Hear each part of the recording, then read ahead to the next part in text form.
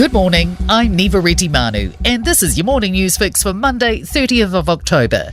In this update, a wet and windy start to the week for the top of the North Island. Met Service has issued heavy rain warnings for Northland, the Coromandel Peninsula and Gisborne from Tolaga Bay northwards. Northland and Coromandel also have a wind warning alongside northern Auckland. The Auckland Harbour Bridge is open with reduced speed restrictions.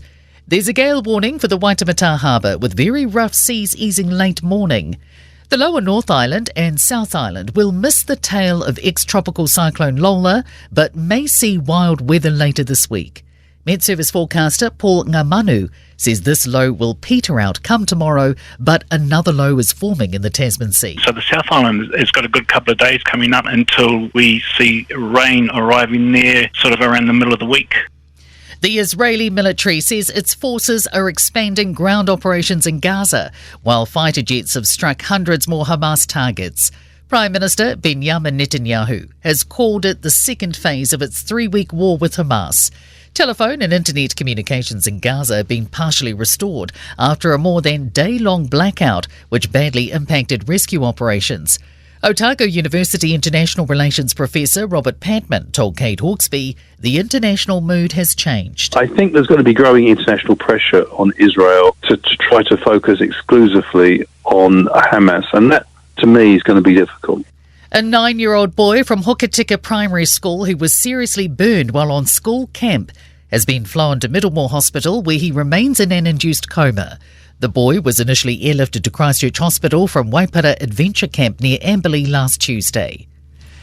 It's thought changes in public health messaging to parents is needed to bring down New Zealand's large rates of childhood obesity. An Auckland University think tank studies highlighted the significant degree to which weight problems can be triggered both before birth and in early childhood. It's found links between caregiver feeding practices, what age infants are introduced solid foods, and the weight of parents at conception. Research fellow Dr. Felicia Lowe says change involves a lot of education. For parents to be aware of what are some of the ways they can help with optimal feeding practices, and also maybe for healthcare practitioners to give the appropriate advice to parents. Many All Blacks fans are still coming to terms with yesterday's agonising Rugby World Cup defeat. Newstalk ZB has been speaking to AB supporters in Auckland. Both teams played so well, and it was just unfortunate, the almost tries. We just didn't quite maybe take those chances at the end, but amazingly close game. It's obviously sad to see, but if you play a good game, you win the game. Meanwhile, many South African Kiwis are over the moon at the Springboks' victory. They did very good. Very stressful, but it was awesome. They defended very well. South Africa!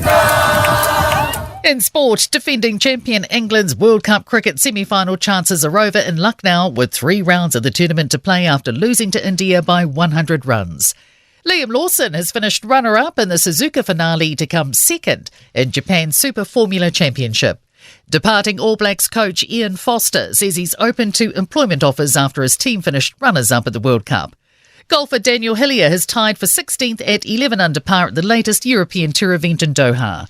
I'm Nivareti Manu. That's your latest news fix. We'll be back with the next update at midday from the Newstalk ZB newsroom.